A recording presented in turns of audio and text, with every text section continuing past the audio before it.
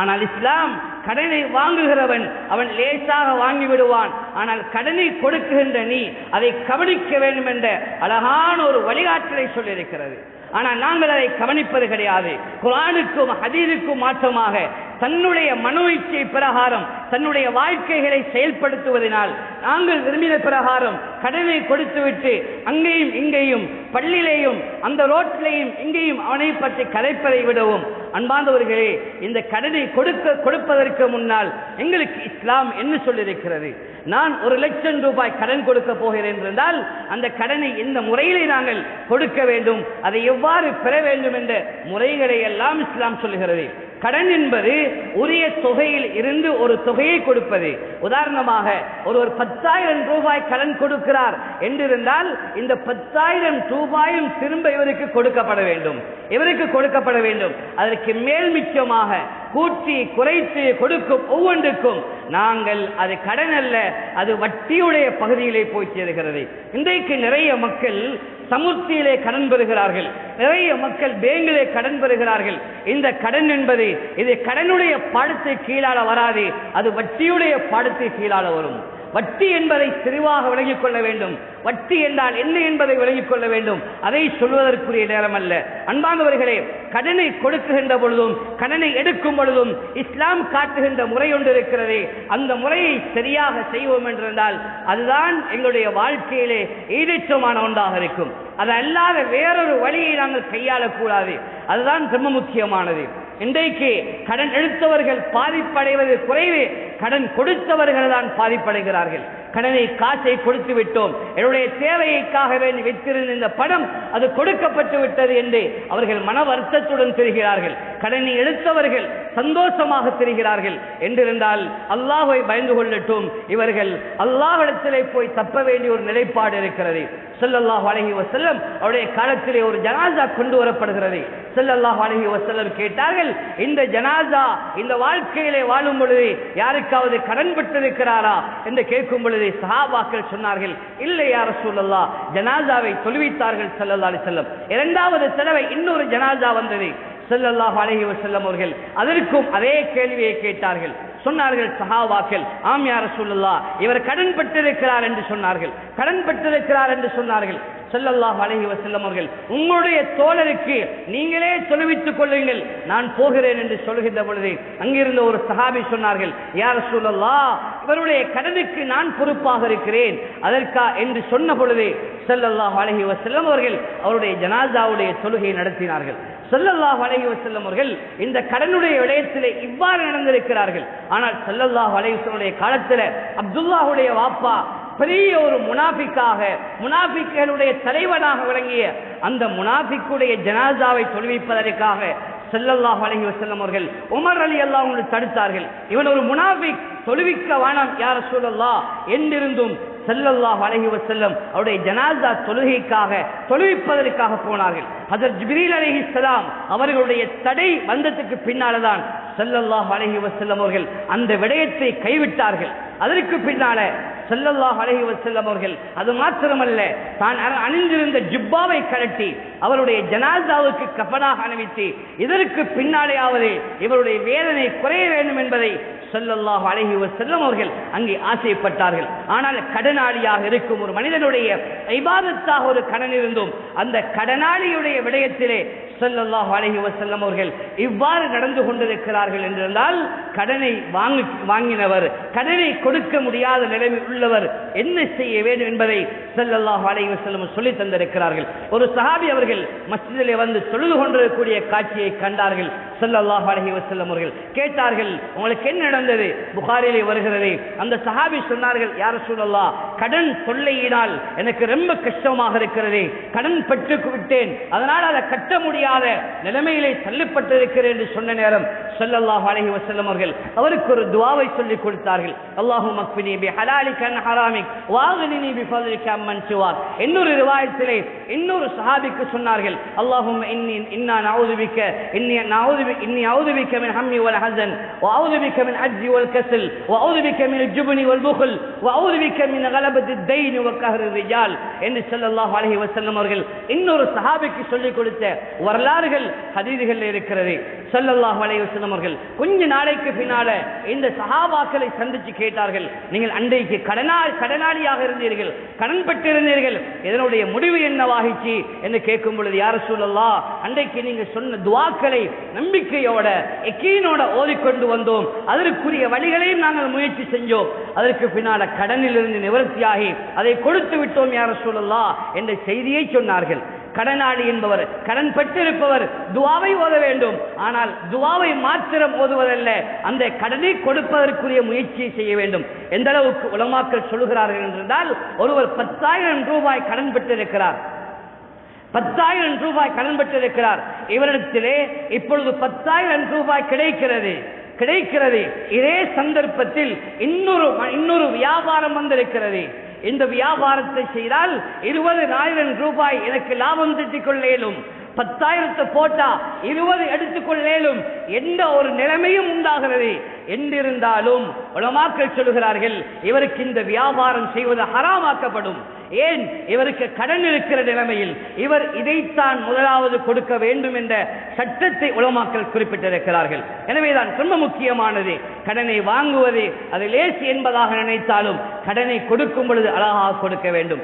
இதைத்தான் ஸல்லல்லாஹு அலைஹி வஸல்லம் இன்றைக்கு நாங்கள் பார்க்கிறோம். இந்த கடனுடைய விடயத்தில் எத்தனையோ பேர் பொய் சொல்கிறார்கள், செக் பம்பாயிட்டு என்று சொல்கிறார்கள், செக்க காண இல்லை என்று சொல்கிறார்கள், செக்க ரிட்டர்ன் ஆகவில்லை, போட்டா செக் மாறவில்லை என்று செக்குடைய கடன் எவ்வளவு இருக்கிறது. காசு அடித்தவர்கள் நாட்டில் இல்லை, அவர்களை தலைமறைவாகிட்டது, தேடி திரிகிறார்கள், தேர்தலிலே எவ்வளவு செலவழித்திருக்கிறார்கள். கண்ணியமானவர்களே, கடன் வாங்குறது, கடன் கொடுக்கும் பொழுது ரொம்ப முக்கியமாக இவைகளை பார்த்துக் கொள்ளுங்கள். இஸ்லாம் சொன்ன முறையில கடனை கொடுக்கிறோமா என்று நீங்களும் யோசிக்க வேண்டும். இன்றைக்கு பல யகூதிகளும் நசாராக்களும் இஸ்லாத்துடைய முறைகளை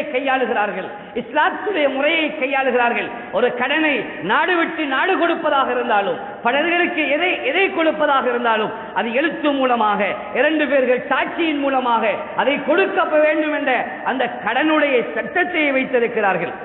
எனவே அன்பார்ந்தவர்களே, கடன் அவ்வளவு முக்கியமானது. அதை கொடுக்கையும் வேண்டும், அதே போல எடுக்கும் பொழுதும் அந்த கடனை உரிய முறையில் எடுக்க வேண்டும். ஒருவர் கடன் பெற்றிருக்கிறார், அவருக்கு கால அவகாசம் கொடுக்கலாம், அதற்கு இஸ்லாம் அனுமதி தந்திருக்கிறது. அவருக்கு கடன் தந்தவருக்கு கொடுக்க முடியாத ஒரு நிலைமை உண்டாகிறது என்றிருந்தாலும் அந்த கடனை மன்னிக்கும் பொழுது அது ஆகப்பெரிய சதகாவாக, ஆகப்பெரிய நல்ல உபகாரம் செஞ்ச அந்த மனிதனுடைய நிலைமைக்கு அந்த மனிதன் தள்ளப்படுகிறான் என்றிருந்தால் கடனுடைய மிக முக்கியமானது. கடனை கொடுத்து விட்டு நாங்கள் கோல் அடிக்கிறோம், அவர் தூக்குறார் இல்ல, சிம்ம மாத்திட்டாரு என்றெல்லாம் நாங்கள் கதை சொல்றதை விடவும், நாங்கள் இவ்வாறான குறைகளை, குற்றச்சாட்டுகளை கடனை கொடுத்து விட்டு கதைப்பதை விடவும், கடனை கொடுப்பதற்கு முன்னால நான் எப்படி கடனை கொடுக்க வேண்டும் என்ற அந்த சிந்தனையை, யோசனையை நாங்கள் கட்டாயம் பெற்றுக்கொள்ள வேண்டும். ஸல்லல்லாஹு அலைஹி வஸல்லம் அவர்கள் சொன்னார்கள், ஒரு ஷஹீதுடைய அவருடைய பாவங்கள் எல்லாமே மன்னிக்கப்படுகிறது. உலகத்தில் வாழும் ஒரு ஷஹீத், அவர் யுத்தத்தில் பேசி ஷஹீதானவர், அவருடைய பூமியிலே ஒரு சொட்டு இரத்தம் விழுவதற்கு முன்னால் அவருடைய முழு பாவத்தையும் அல்லாஹ் மன்னிச்சு விடுகிறான். ஆனால் ஸல்லல்லாஹு அலைஹி வஸல்லம் சொன்னார்கள், அவருடைய கடனை தவிர கடனும் மாத்திரம் அல்லாஹ் மன்னிக்கிறல்ல, எல்லா மக்களுடைய பாவத்தையும் அல்லாஹ் மன்னிக்க ரெடி.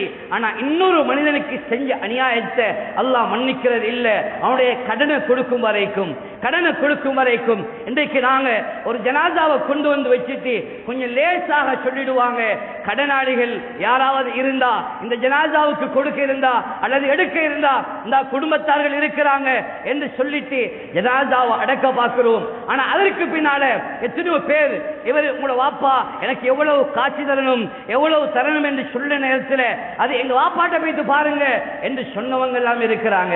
வாப்பா கபர்ல வாழ்றாரு, எப்படி ஜனாசாவை அடக்கிறதுக்காக வேண்டி லேசான வழிகளை கையாண்டு ஏதோ ஒரு யுக்தியை பாவிச்சு அடக்கி விடுகிறோம். கண்ணியமானவர்களே, வாப்பாட ஜனாசா கபூர்ல நிம்மதியாக இருக்காது.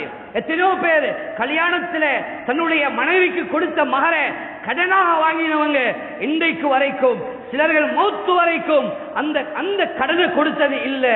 அன்பார்ந்தவர்களே, இதெல்லாம் நாங்கள் லேசாக நினைக்கிறோம். அது மனைவிடத்தானே, அது மனைவிடத்தானே. மனைவி ஹலால் சொல்லலேண்டா, மனைவி உங்களுக்கு அதை ஹலால் சொல்லலேண்டா, எப்படி அது கடனாளியாக இருப்பீங்க?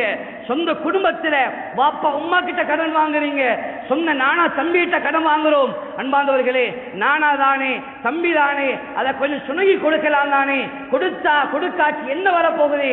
நானா ஹலால் சொல்ல மாட்டாரா? மௌத்தாயினா நானா ஹலால் சொல்ல மாட்டாரா?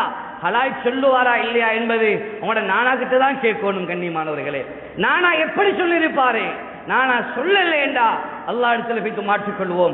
ஆயத்துல் முனாஃபிக் ஸலாஸ் ஸல்லல்லாஹு அலைஹி வஸல்லம் சொன்னாங்க, முனாஃபிக்குடைய அடையாளம் 3. இதா ஹத்தத கதிப, பேசினா பொய் பேசுவான், வைதா வாதா ஹலஃப, வாக்களித்தா மாறு செய்வான், வைதா அத்துமின கான, நம்பினால் மோசடி செய்வான். இது முனாஃபிக்குடைய அடையாளம். இது 3ம் இந்த கடன் பெறக்கூடிய மக்கள்கிட்ட நிறைய இருப்பதை நாங்கள் பார்க்கிறோம். கடனை வாங்கும் பொழுது ஹாஜியார் தாங்க, ஹாஜியார் அப்படி செய்யுங்க, ஹாஜியார் அப்படி கஷ்டம் இப்படி கஷ்டம் என்றெல்லாம் பல வகையான செய்திகளை முன்வச்சு வாயால பேசுற விதத்திலே இவனுக்கு காசை தூக்கி கொடுக்கணும் போல இருக்கும். அப்படி கதைச்சு காசை வாங்கலாம். ஆனா அதற்கு பின்னால் ஆளை காண இல்லை, போன் ஓஃப், வீட்டில் ஆள் இல்லை, ஊர்ல ஆள் இல்லை, நாட்டில் ஆள் இல்லை, தேடிக்கொண்டுதான் இருக்கிறாங்க. இன்றைக்கும் சிலர்கள் ஜெயிலில்.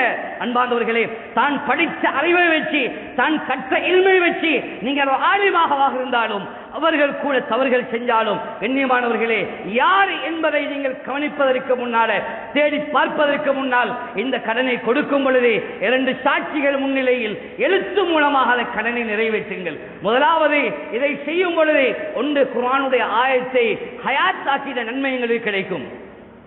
ஒரு கடனை இவ்வாறு கொடுக்கும் பொழுது அது 20 ரூபாய் கடனாக கொடுத்தாலும் அதை ரொம்ப முக்கியமாக கவனமாக அதனுடைய சட்டங்களை பேணிக் கொள்ளுங்கள். சிலர்கள் போனிலே கடன் வாங்குகிறார்கள், 30 ரூபா வாங்குகிறார்கள், 20 ரூபா வாங்குகிறார்கள். அதற்கு பின்னால அந்த கடனுக்கு சேர்த்து எவ்வளவு வெட்டப்படுகிறது என்று நீங்க கொஞ்சம் கவனிச்சு பாருங்க. ஃபத்வாக்கு எடுத்து பார்க்கலாம். ஆனா தக்வா ஒன்று இருக்குது, அல்லாஹ்வுடைய பயம் ஒன்று இருந்திருந்தால் அந்த கடனும் எங்களுக்கு சரி வராது, அந்த கடனும் எங்களுக்கு சரி வராது. லேசான முறையில் சின்ன காசிலான இந்த கடன் வாங்குறோம். சிலர்கள் கடனை வாங்குறது சிம்ம உடைச்சு போடுறது, சிம் வேலை செய்யறது இல்ல. யாருக்கு பதில் சொல்ல போறோம்? இங்க யாரும் தேடி வர போறாங்களா 30 ரூபாய்க்கு? கண்ணியமானவர்களே, இல்ல. இந்த உலகத்துல தப்பிடலாம், இந்த உலகத்துல மாட்டுப்படாம ஏதோ மறைஞ்சு வாழ்ந்துடலாம். ஆனால் அல்லாஹ் கிட்ட போயிட்டு பதில் சொல்லணும். இது 1 ரூபா காசாக இருந்தாலும் அதுக்கும் அல்லாஹ் கிட்ட பதில். சிலர்கள் நாங்க கடைகளுக்கு சாமான் வாங்க போறோம், 5 ரூபா 10 ரூபா சொல்லுவாங்க, பிறகு வரப்போக்கிற கழிச்சுக்கோங்க ஹாஜியார் என்று சொல்லிட்டா, அன்பானவர்களே, பிறகு எப்ப ஞாபகம் இருக்கிறது, எப்ப செய்யறது? அந்த கடனை அவருக்கும் மறதி, இவருக்கும் மறதி, 2 பேரும் பார்க்கிறது இல்ல. கண்ணியமானவர்களே, இந்த காட்சிக்குரிய முடிவு நீங்க இந்த உலகத்தில் மறந்தாலும் நாளைக்கு மறுமையில் அஹ்கமுல் ஹாக்கிமீன், நீதியாளர்களுக்கு மிகப்பெரிய ஒரு நீதியாளன் அல்லாஹ், அவன்கிட்ட போய் மறக்க இயலாது, அவனுக்கிட்ட போய் மறக்க இயலாது. அதுக்கு அங்க பதில் சொல்லித்தானா